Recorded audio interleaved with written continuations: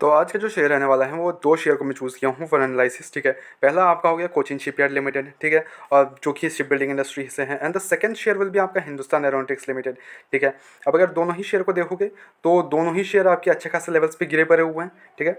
Cochin shipyard 3% का गिरा हुआ है, हिंदुस्तान एरोनॉटिक्स एक अच्छे खासे लेवल्स पे 2% की गिरावट दे रहा है और 4430 लेवल से बैठा है, बहुत ही बेहतरीन लेवल से बैठा है, ठीक है। बिकॉज अगर अच्छे शेयर्स को अगर इस मौके पे मिल जाए तो बहुत ही बढ़िया होता है, ठीक है, नो डाउट इन दिस।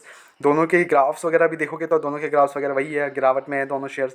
और ये ऐसा नहीं कि खाली यही शेयर्स हैं, मैक्स सारे ही shares because of the tariffs in India and all that everything के कारण पूरा मार्केट टूटा फूटा भरा हुआ है, which is a great great timing for us in for investing, ठीक है।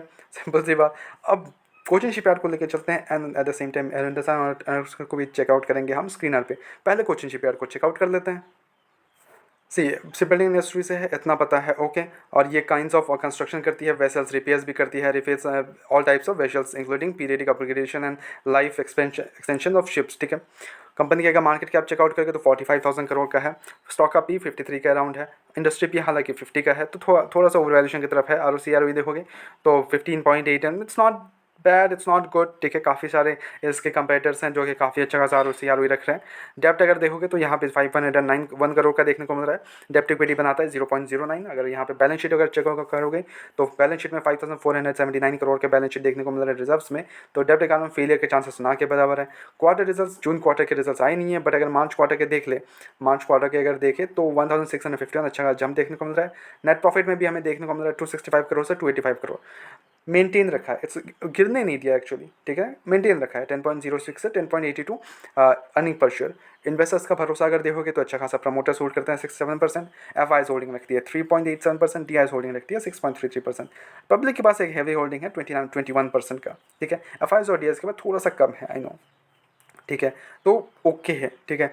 बट अगर आपको इसके पियर्स वगैरह चेकआउट करने हैं तो गो अहेड, मजगांव डॉक है, गार्डन रीच हो गया आपका। अब इन तीनों में से आप किसी एक को भी, अगर आप दो को चूज़ करना चाहते हो या एक को चूज़ करें, वो आपके ऊपर टोटल डिपेंड करता है। बट किसी एक को चूज़ करो तो अच्छे से तीनों को कंपेयर करके then choose one and then go ahead and then पूरा इन्वेस्टमेंट अपना वही उसी में करना, ठीक है।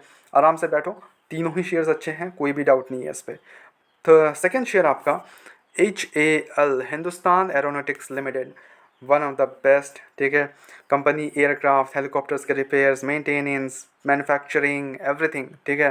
Missiles, aircraft, mainly aircraft and everything, ठीक है। मार्केट कैप 2,96,000 करोड़ का मार्केट कैप है। स्टॉक का भी 35 के अराउंड है। इंडस्ट्री भी हालांकि 68.2 का भारी भरकम गिरावट देखने को मिल रही है, जो कि हमारे लिए बहुत ही बेहतरीन मौका है, बहुत ही बेहतरीन मौका है इस लेवल्स पे उठाने का, बहुत ही बेहतरीन। ROC बहुत ही बेहतरीन है, 26.1 है। ROC 33.9 है। कंपनी के ऊपर डेप्ट ना के बराबर है, ओनली 51 करोड़ का डेप्ट है।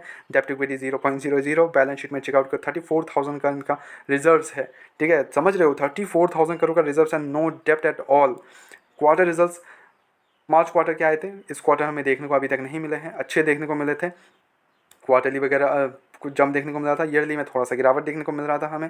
अगर नेट प्रॉफिट वगैरह देखें तो ईयरली में हमें थोड़ा सा गिरावट देखने को मिल गया था, 64.43 से गिर के 59.46 हो गया था, थोड़ा सा गिरावट देखने को मिल रहा था। आई होप कि नेक्स्ट क्वार्टर अच्छा है। इन्वेस्टर्स का भरोसा देखें तो प्रमोटर्स होल्ड करते हैं 71%। FIs के पास अच्छी खासी होल्डिंग है 11.890% का। DIs के पास ठीक ठाक होल्डिंग है 8.67%। गवर्नमेंट के पास 0.05 इन्होंने इंक्रीज़ किया है एक्चुअली जून क्वार्टर में, या गवर्नमेंट ने इंक्रीज़ किया है 0.05। पब्लिक के पास 7.72, पब्लिक के पास एक कम ही होल्डिंग है, उतना ज़्यादा बड़ा कोई होल्डिंग नहीं है, ठीक है।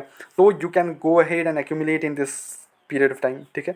बहुत अच्छे लेवल्स पे मिल रहा है आपको डिफेंस सेक्टर। और डिफेंस सेक्टर मैं हमेशा बोलता हूँ, डिफेंस सेक्टर इंडिया के लिए अभी भी अंडर वैल्यूड है, हाईली अंडर वैल्यूड। मैं तो अभी भी मानता हूँ कि अभी भी अंडर वैल्यूड है, इतना रिटर्न्स बना के देने के बाद भी अभी भी अंडर वैल्यूड है डिफेंस सेक्टर। मैं I am telling you this, बहुत बेहतरीन रिटर्न्स मिलने वाले हैं। अगर अभी तक आपने इन्वेस्टमेंट नहीं किया है इन दोनों में से किसी में भी, या फिर आपने किसी और के डिफेंस सेक्टर्स में इन्वेस्टमेंट नहीं किया है, आपने डिफेंस सेक्टर को छोड़ के रखा है कि ओके ये तो बहुत ज़्यादा भाग चुका, अब नहीं भागने वाला, then you have doing a big mistake, you are doing a big mistake, ठीक है।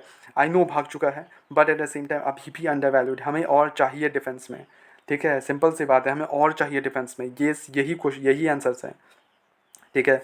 तो आपकी क्या व्यूज़ है, please comment down. Fresh entry accumulation start कर सकते हो, कोई भी डाउट नहीं है इस पर। हिंदुस्तान एरोनॉटिक्स में कर दो। अगर कोचिन शिपयार्ड अब अपने हिसाब से देख लेना कौन सा शेयर आपको एक्यूमुलेट करना है। अगर आपको फ्लाइट एंड एवरीथिंग चाहिए तो go ahead, with this company, ठीक है, हिंदुस्तान एरोनॉटिक्स, बस एक्यूमुलेशन स्टार्ट कर दो। और अगर आपने पहले से ही बहुत ज़्यादा हाई प्राइस पे खरीद के रखा है देन एवरेजिंग करना स्टार्ट कर सकते हो, कोई भी इशूज़ नहीं है। अभी एवरेजिंग कर लो, फिर और गिरता है देन गो अहेड और खरीद लेना, ठीक है, सिंपल सी बात। ऐसे रेगुलर अपडेट्स के लिए चैनल को सब्सक्राइब करो, वीडियो को लाइक करो। मिलता है नेक्स्ट वीडियोस में।